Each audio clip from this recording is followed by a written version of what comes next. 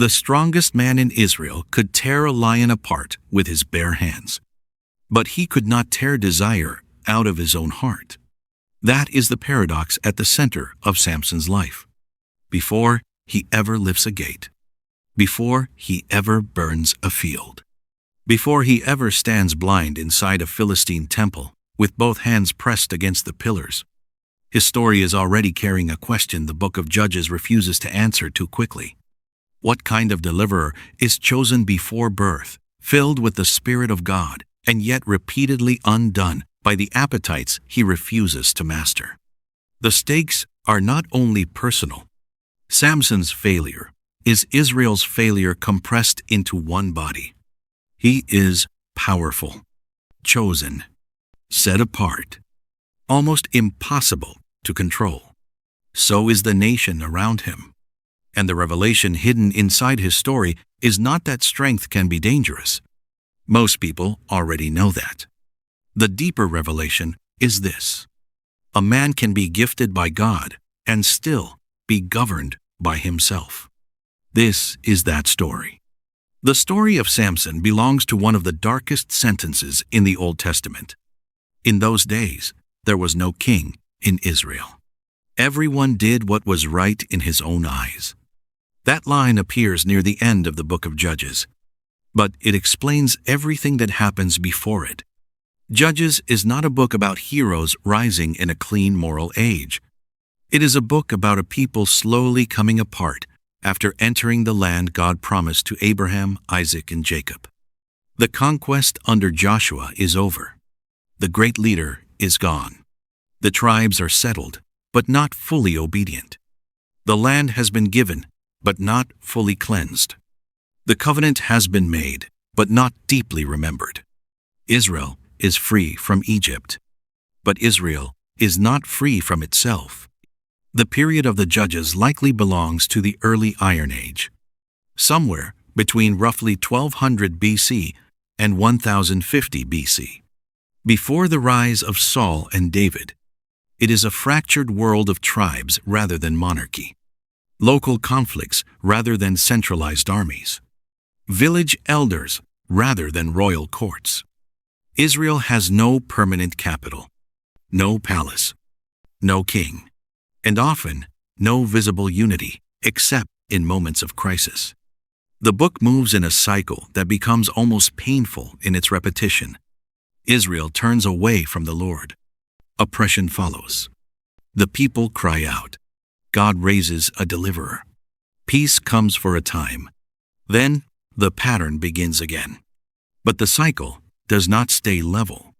It descends. The early judges, figures like Othniel and Deborah, are described with comparative clarity. They act. They deliver. They bring rest. As the book continues, the figures become more complicated. Gideon begins in fear and ends with an ephod that becomes a snare. Jephthah wins a military victory but makes a devastating vow that destroys his own household. By the time Samson arrives, the collapse has become personal, physical, almost theatrical. The deliverer himself becomes the battlefield. That detail matters. Samson does not appear in a moment when Israel is at its best. He appears when Israel has learned how to live under oppression without even crying out properly. In earlier cycles, the people groan beneath foreign rule and call upon God. But in Samson's story, something strange happens. The text says that Israel did evil again, and the Lord gave them into the hand of the Philistines for 40 years. That is what Judges chapter 13 records. But there is no national cry for deliverance. No desperate prayer rises from the tribes. No collective repentance interrupts the story. The silence is part of the judgment. The Philistines were not a vague enemy. They were a real people. They were settled along the southwestern coastal plain of Canaan, in cities like Gaza, Ashkelon, Ashdod, Ekron, and Gath. By the time Samson is born, they are organized, urban, technologically capable, militarily dangerous. They had cities. Israel had tribes. The Philistine threat was not merely invasion from outside. It was cultural pressure. Pressure pressing into Israel's daily life through trade, marriage, and imitation. They did not only threaten Israel with weapons. They threatened Israel with normalcy. A people can survive persecution and still be destroyed by imitation. That is the world into which Samson is born. Not a clean battlefield. Not a simple conflict between good people and bad people. A compromised Israel lives beside a dominant Philistine power, slowly adjusting to the very bondage God intended to break. And before Samson ever appears, the story begins somewhere smaller. A barren woman is at home. The birth of Samson begins in silence. The text does not even give his mother a name. She is introduced only as the wife of Manoah, a man from Zorah, from the tribe of Dan. She is barren and has borne no children. In the ancient world, barrenness was not only private grief. It was social vulnerability, household uncertainty, and often spiritual pain. A family line felt fragile when no child came. A woman could carry that grief in her body every day, and in the eyes of her community every time she walked outside. Then the angel of the Lord appears to her. Not to Manoah first. To her. The detail is easy to miss, but it matters. The unnamed woman becomes the first person in Samson's story to receive the divine announcement. She stands in the long biblical pattern of barren women whose wombs become places where history turns. Sarah waits for Isaac. Rebekah struggles before Jacob and Esau are born. Rachel weeps before Joseph arrives. Hannah prays before Samuel is given. And here, in the days of Philistine oppression, the wife of Manoah receives a word that sounds like a new beginning. The angel tells her that she will conceive and bear a son. Then come the restrictions. She is to drink no wine or strong drink. She is not to eat anything unclean. The child will be a Nazirite to God from the womb. No razor is to come upon his head. The Hebrew word behind Nazirite is Nazir. It means one who is separated, consecrated, set apart. Numbers chapter 6 gives the ordinary form of the Nazirite vow. A person would abstain from wine and strong drink, avoid contact with the dead, and let the hair grow uncut for the period of the vow. But Samson is different. His vow is not temporary. It does not begin with his own decision. It is placed on him before he is born. He carries consecration before he can understand it. That opens the first great question of the story.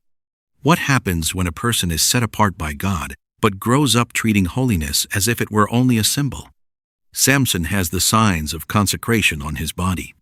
But will he have consecration in his heart? The text does not answer that question yet. It lets the hair grow. The angel also says something about Samson's mission. Judges chapter 13 says that he shall begin to save Israel from the hand of the Philistines. Begin. Not finish. Begin. Samson will not complete the deliverance.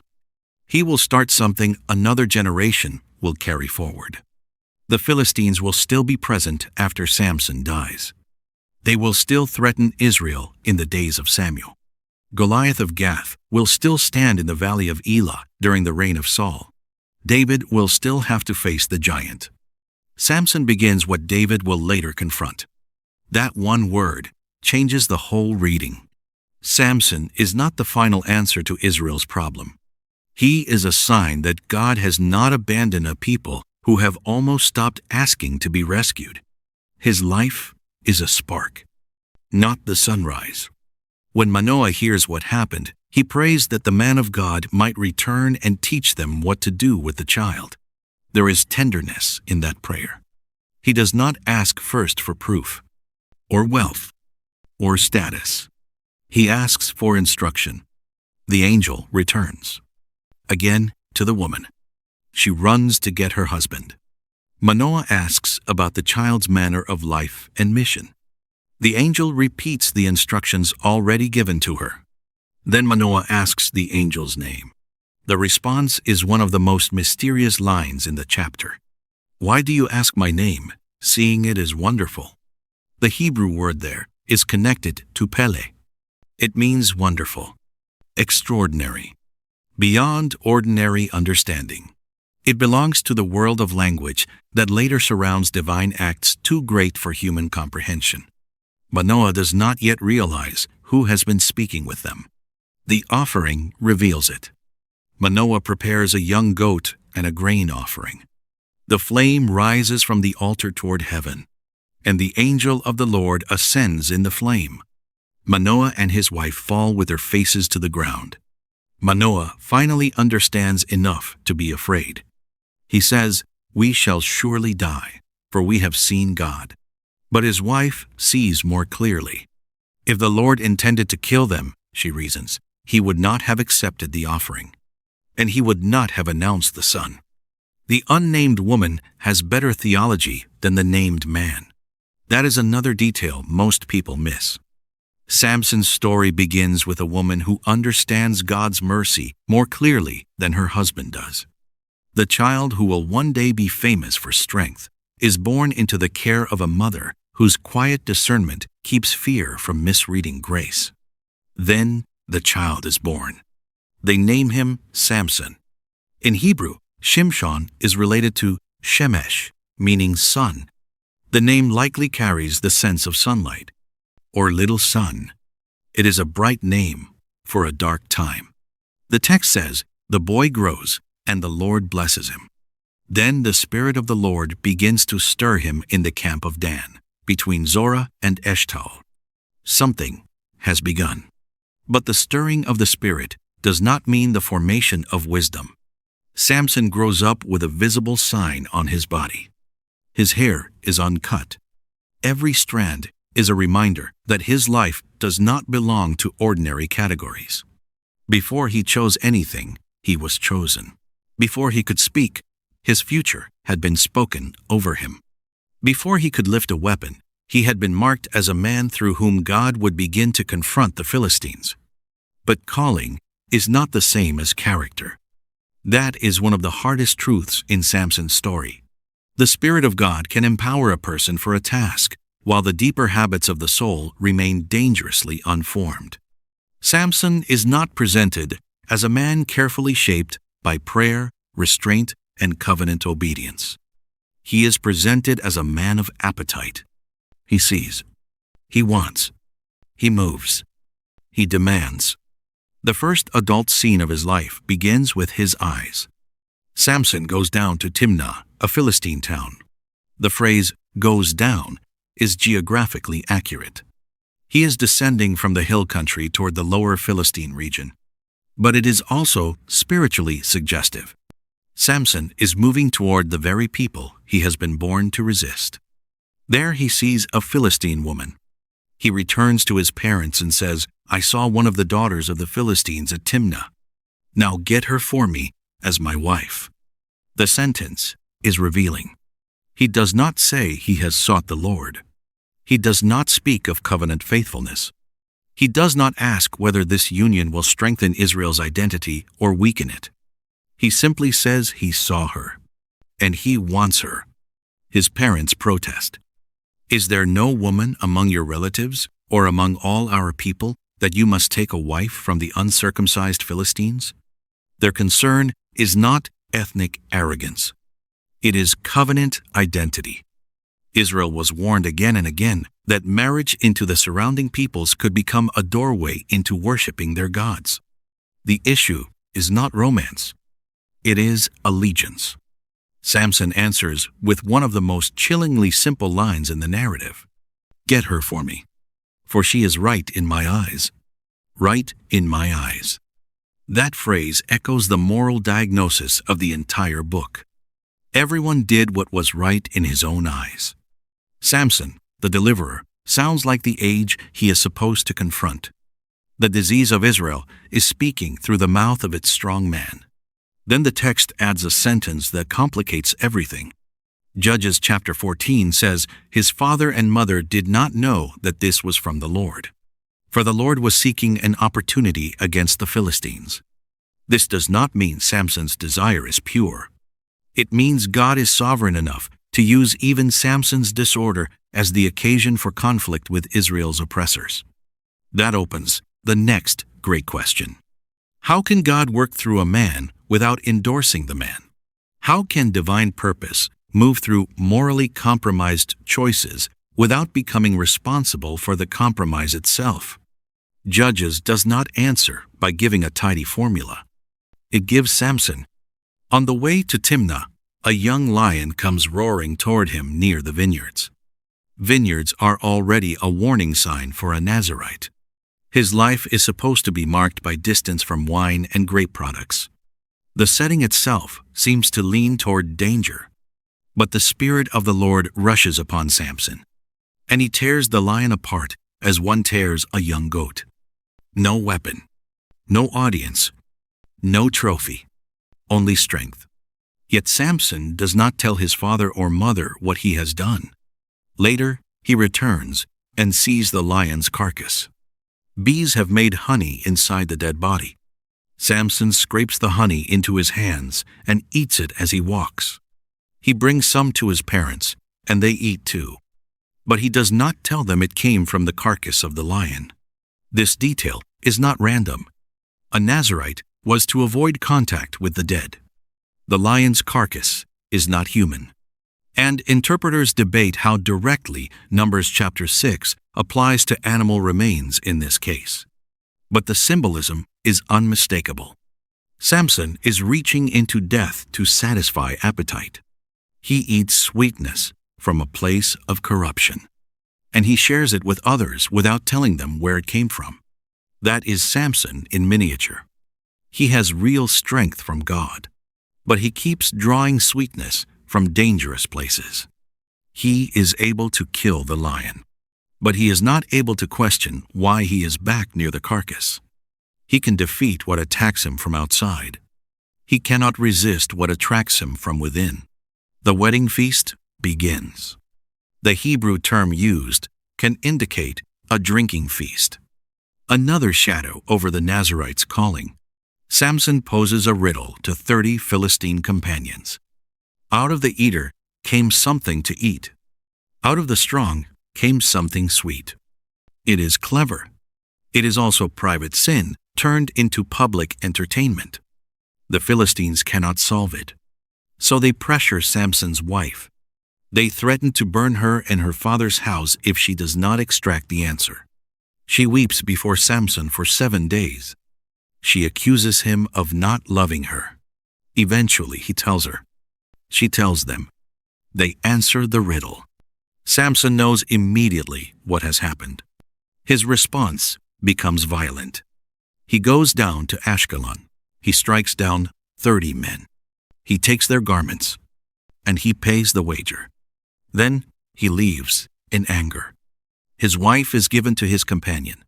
A wedding meant to join Samson to the Philistine world becomes the beginning of bloodshed between them. God has found an occasion, but the man God uses is already breaking apart. Samson returns later with a young goat. He expects to go in to his wife. Her father refuses.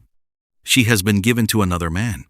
The father offers her younger sister instead, as though one woman can be swapped for another and the wound will disappear. Samson hears it differently. This time, he says, he has the right to harm the Philistines. He catches 300 foxes, or possibly jackals. He ties them tail to tail, with torches between each pair. Then he releases them into the Philistine grain fields, vineyards, and olive groves. Fire runs through the agricultural heart of Philistine life. In an agrarian world, this is not vandalism. It is economic warfare. The Philistines ask, who did it? When they learn it was Samson, and that the conflict began over the Timnite woman, they burn her and her father with fire.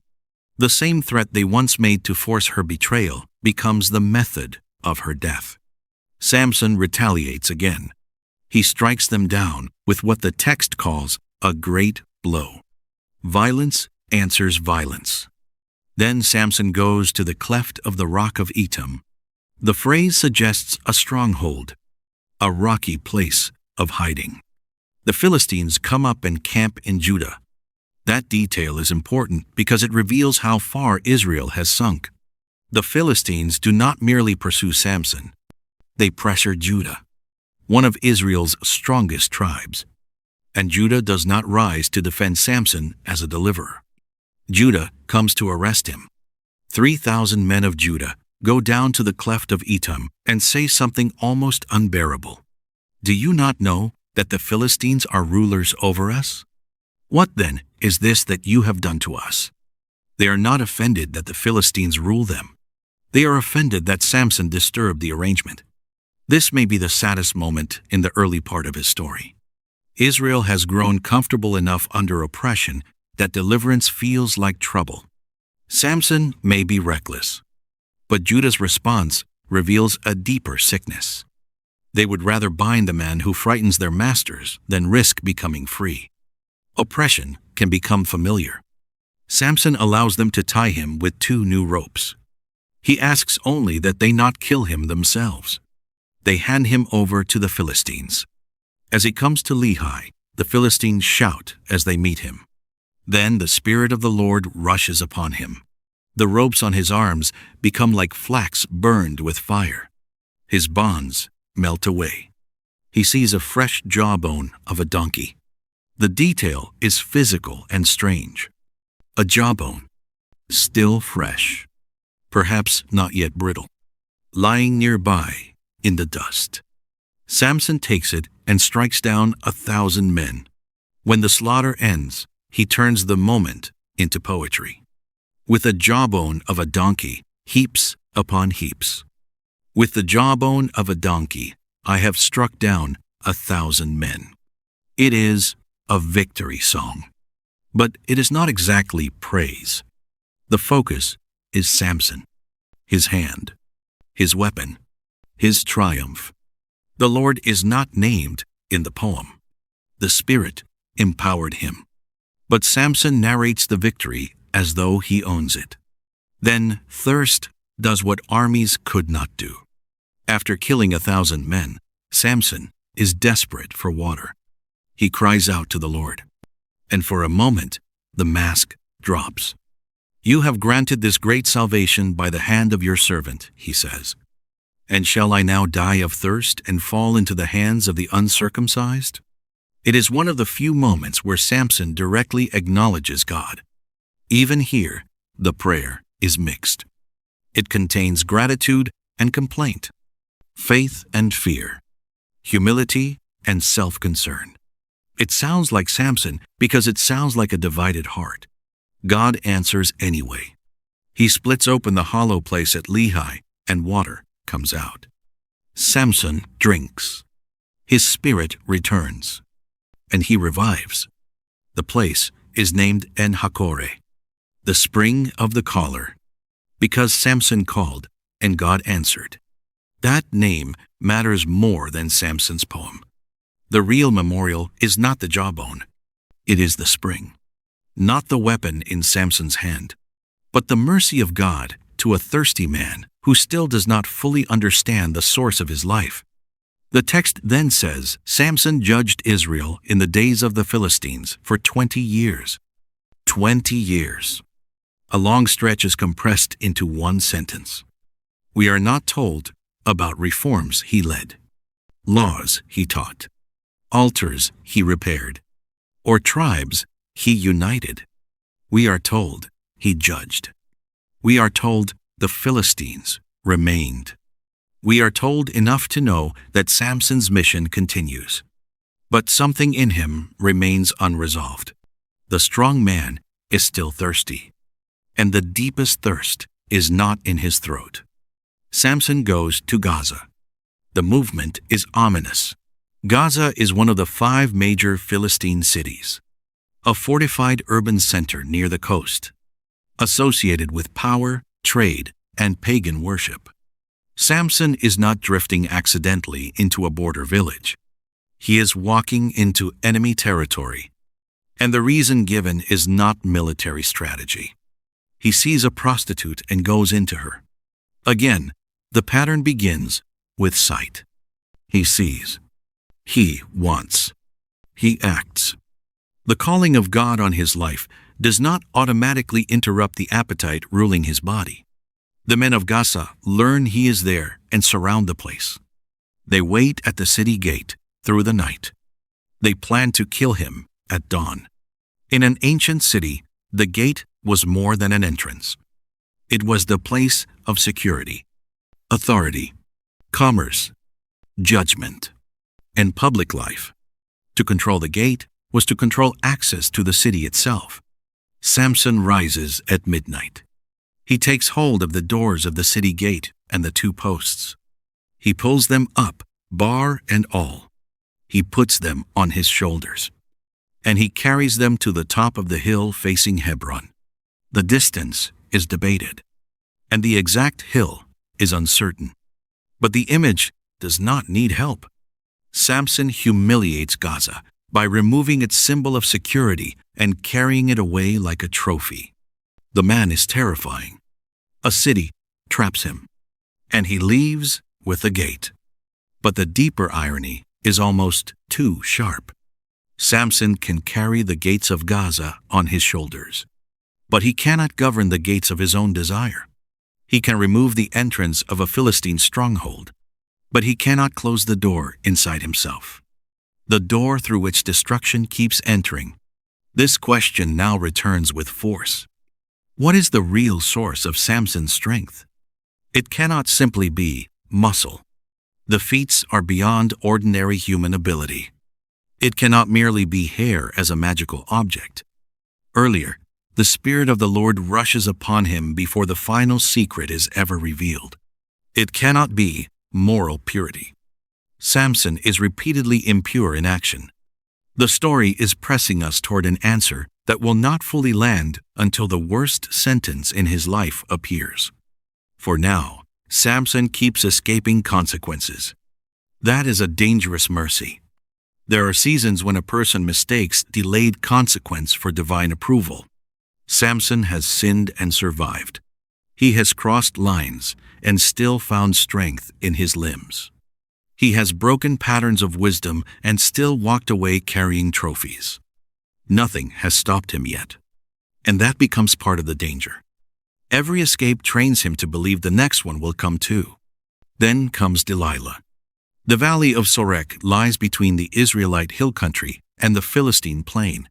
It is borderland, both geographically and spiritually.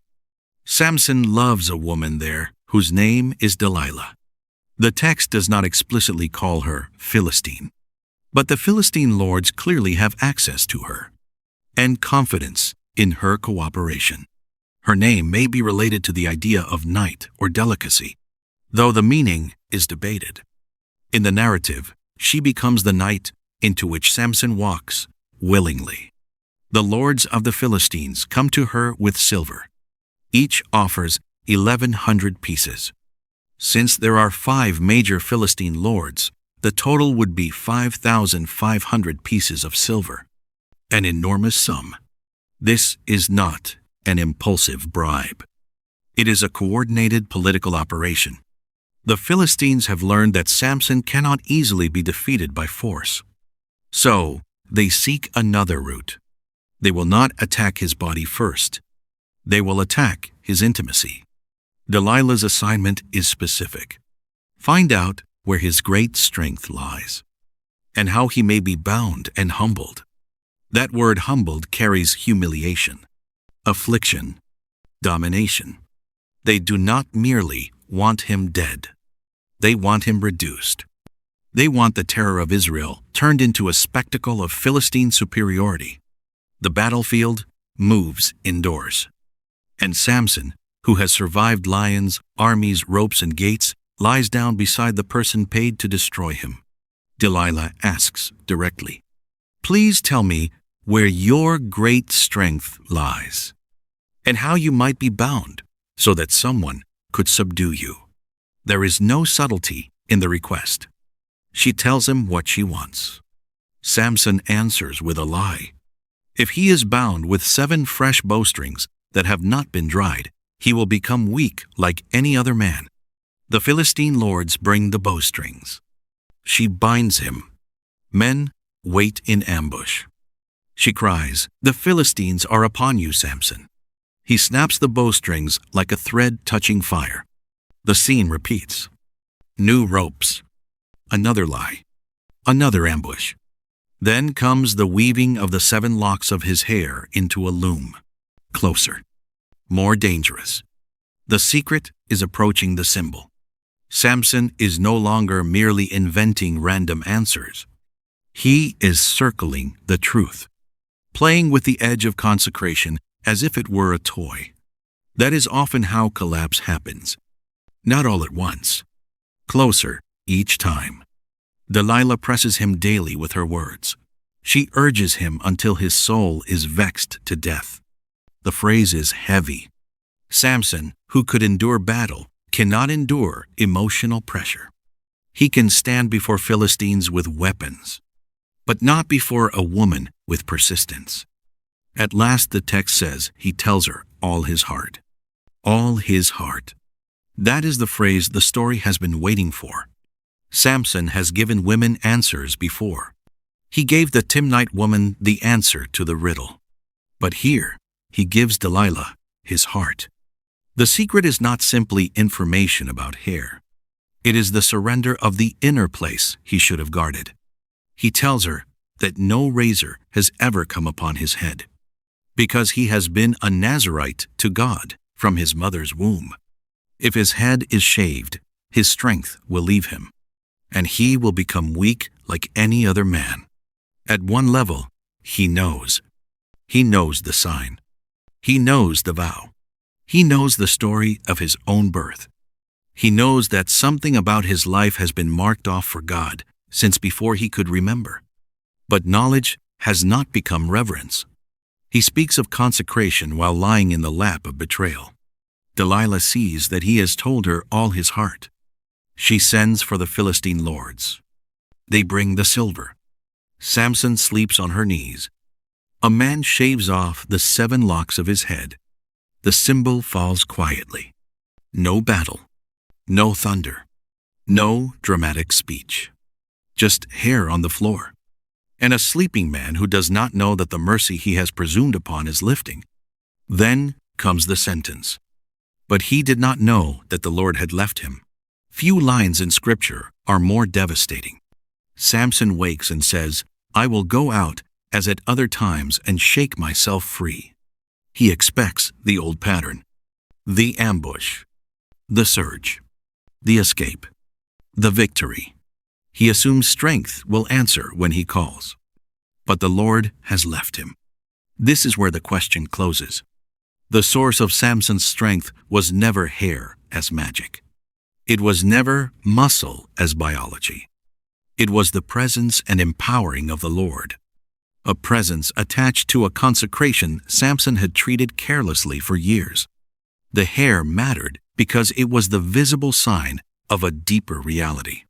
When the sign was finally surrendered, the story revealed what had always been true. Samson was not strong because he was Samson. Samson was strong because God was merciful. The Philistines seize him. They gouge out his eyes. The man whose destruction began again and again with seeing is now blind. The punishment is brutal, but it is also narratively exact. His eyes led him toward Timnah. His eyes led him toward Gaza. His eyes participated in the desires that carried him into Delilah's lap. Now, the eyes are gone. They bring him down to Gaza, the same city whose gates he once carried away. They bind him with bronze shackles. He grinds grain in prison. The strong man becomes a slave. The deliverer becomes entertainment waiting to happen. But in the prison, a quiet sentence appears. But the hair of his head began to grow again after it had been shaved. The line is small, but it carries enormous weight. Hair grows slowly, not in a moment. not with the drama of fire from heaven, strand by strand, day after day. In the darkness of captivity, Samson cannot see it. The Philistines may not fear it. But the sign of consecration is returning. The mercy of God is growing in silence. The Philistine lords gather to offer a great sacrifice to Dagon their god and to rejoice. Dagon was associated with grain and fertility. He was worshipped in several Philistine contexts, though the exact shape of his cult varied across regions and periods. The irony is sharp.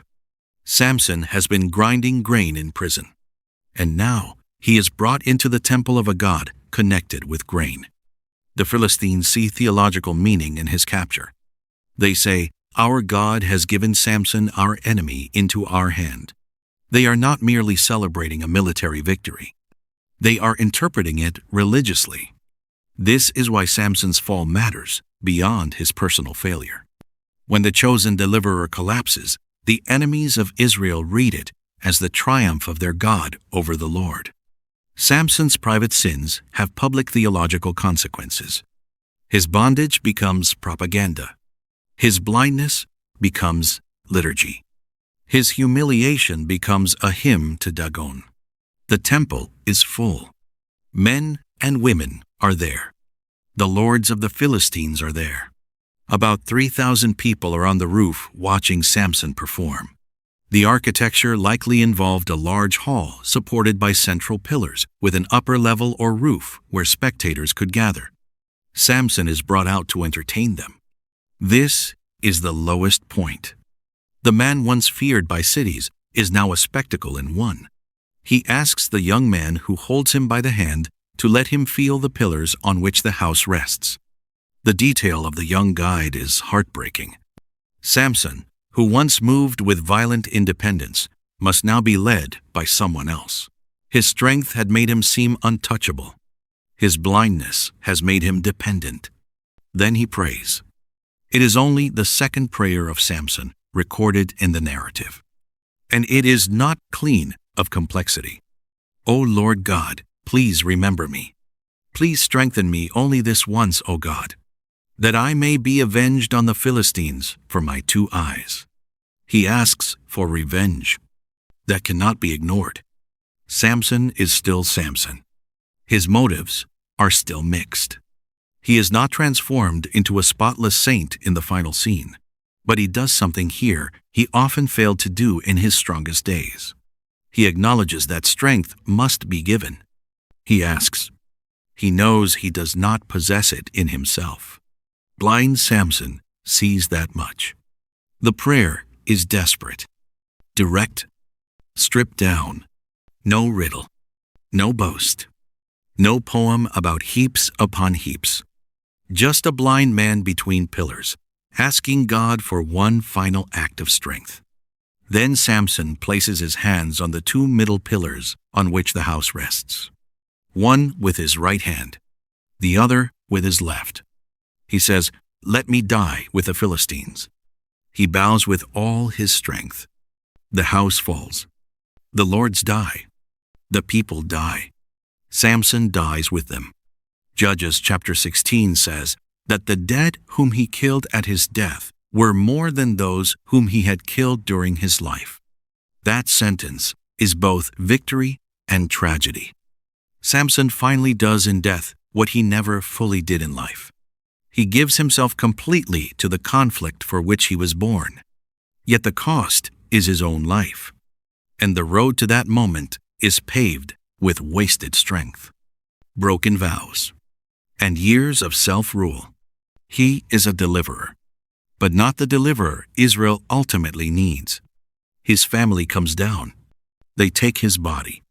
They bury him between Zorah and Eshtaol, in the tomb of Manoah his father.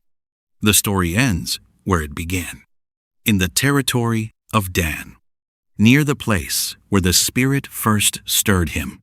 The circle closes, but the ache remains.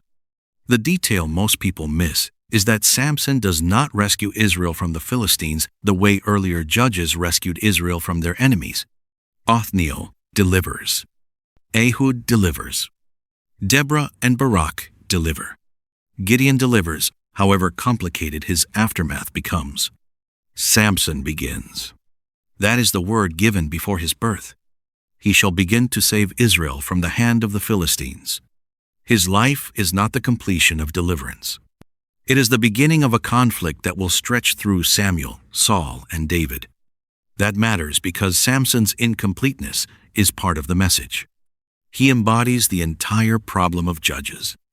Israel needs deliverance from external enemies, but it also needs deliverance from internal chaos.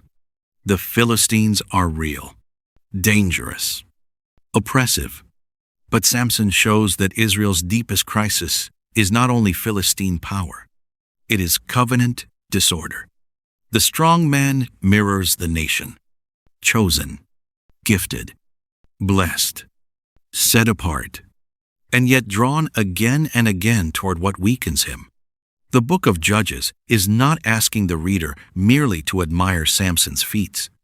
It is asking the reader to feel the inadequacy of this kind of deliverance. What good is strength without holiness? What good is victory if the victor is enslaved within? What good is a judge who can begin to save Israel but cannot govern his own eyes? Those questions do not end in Judges. They create longing for a different kind of leader. The final chapters of Judges repeat the refrain that there was no king in Israel. But the book is not simply asking for monarchy as a political system. Saul will become king and fail. David will become king and succeed in many ways. Yet even David will fall through desire and misuse of power. The longing goes deeper than a crown. Israel needs a ruler whose strength is not corrupted by appetite, whose power is governed by obedience, whose deliverance does not merely begin and collapse, but reaches completion. That is where Samson's story begins to point beyond itself. In the New Testament, Samson appears in Hebrews chapter 11 among the figures associated with faith. That inclusion can surprise readers. Samson's life is morally chaotic, but Hebrews does not pretend the chaos is not there. It recognizes that, in the mystery of God's mercy, Samson still belongs among those through whom God acted. Faith in Scripture is not always presented as a polished personality. Sometimes it appears as a desperate final prayer from a blind man who has finally learned he is not the source of his own strength. Samson also stands as a shadow by contrast. He is announced before birth. Jesus is announced before birth. Samson's birth is surrounded by divine visitation. Jesus' birth is announced by an angel. Samson is set apart from the womb. Jesus is holy from conception. Samson is empowered by the Spirit for conflict with Israel's enemies. Jesus is anointed by the Spirit to bring the kingdom of God. Samson stretches out his arms between two pillars and dies with his enemies, bringing judgment through his death. Jesus stretches out his arms on a Roman cross and dies for his enemies, bringing salvation through his death. The comparison is powerful because the differences are greater than the similarities. Samson dies, asking to be avenged. Jesus dies, saying, "Father, forgive them, for they know not what they do." Samson's death destroys those around him. Jesus' death opens mercy to those who mocked him. Samson's strength returns for one final act of judgment. Jesus' strength is revealed through voluntary weakness, obedience, and resurrection life. Samson begins deliverance. Jesus finishes it. That is the connection the story has been moving toward. The Old Testament does not give us flawed deliverers so that we will excuse the flaws. It gives them so that we will feel the need for someone better. Samson is not a model to imitate in every way. He is a warning, a tragedy, a sign of mercy, and a partial deliverer whose incompleteness makes the final deliverer more necessary. The strongest man could not defeat himself. The true deliverer could. Samson's life reveals something uncomfortable about spiritual gifts. A gift can be real, and still be dangerous in the hands of an undisciplined soul. Strength, intelligence, beauty, charisma, influence, courage, opportunity, even an obvious calling from God. None of these automatically produces wisdom. Samson had what many people would have envied: divine announcement, parental devotion, physical power, national significance, and the Spirit's empowerment for extraordinary acts. But he lacked restraint. That lack did not make his calling unreal. It made his calling painful. There is a temptation to read Samson as if his life were divided neatly into two categories: the strong moments that belong to God, and the sinful moments that belong to Samson. But the story is more tangled than that. God works through Samson in the middle of the mess. He uses conflicts Samson enters for mixed reasons. He brings deliverance through a man who often does not seem deliverer-like. This does not make sin less serious. It makes grace more mysterious. God is not limited to clean instruments, but the instrument still suffers from its uncleanness. That balance is essential. If we emphasize only God's sovereignty, we may flatten the moral weight of the story. If we emphasize only Samson's failure, we may miss the mercy that keeps interrupting the collapse. Judges holds both together. Samson is responsible. God is sovereign. The Lord gives strength. The Lord also departs. That last point should not be softened.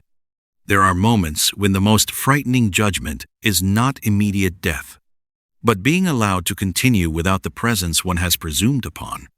Samson did not know the Lord had left him. The sentence cuts deeply because it suggests a loss so gradual or a presumption so strong that the man cannot detect the absence until he reaches for the strength and finds it gone. This is not written to make fragile consciences despair.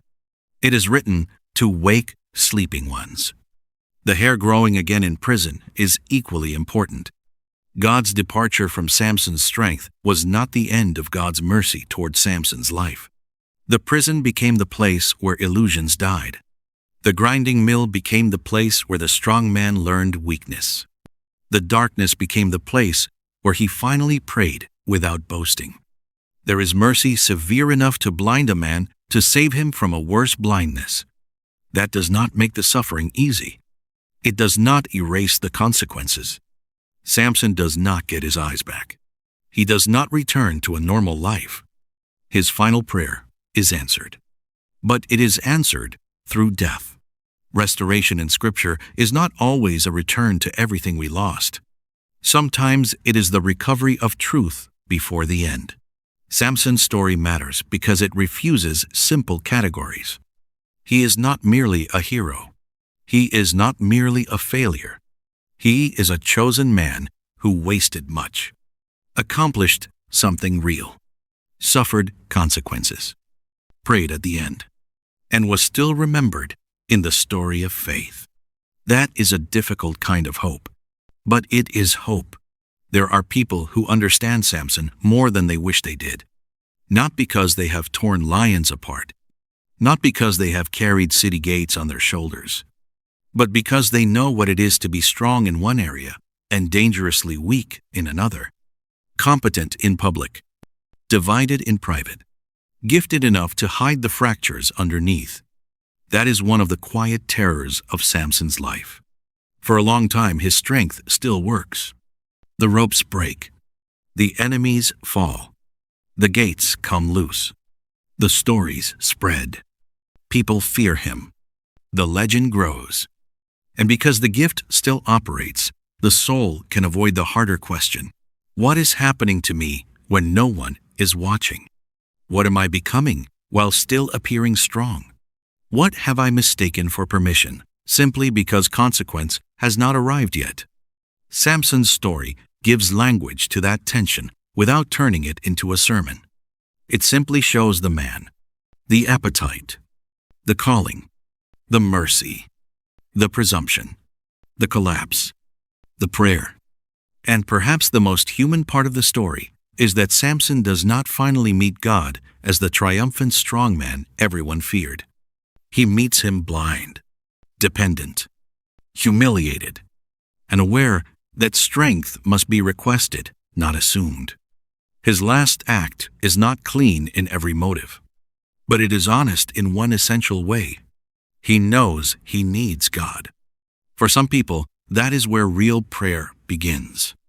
Not when the image is still intact, not when the gates are still on the shoulders, not when the crowd is still impressed, but when the millstone has done its slow work, when the noise has faded, when the hair has begun to grow again in a place nobody would have chosen. The story of Samson does not invite us to romanticize collapse. It invites us to recognize mercy before collapse becomes the only teacher left, because the strongest man in Israel was never strongest when he stood over defeated enemies. He was closest to truth when he finally knew he was weak. If this video helped you see Samson more fully, not merely as the strongest man in the Bible, but as a chosen deliverer whose greatest battle was inside himself, share it. There is someone in your life who has gifts, pressure, weakness, and calling all tangled together. And that person needs to know this story is more than a warning. Send this to them. If you are not subscribed, now is the time. There is much more of the biblical story still to uncover. And every figure brings us closer to the shape of the true deliverer. Subscribe and stay close. The story is still being told, and you are part of it.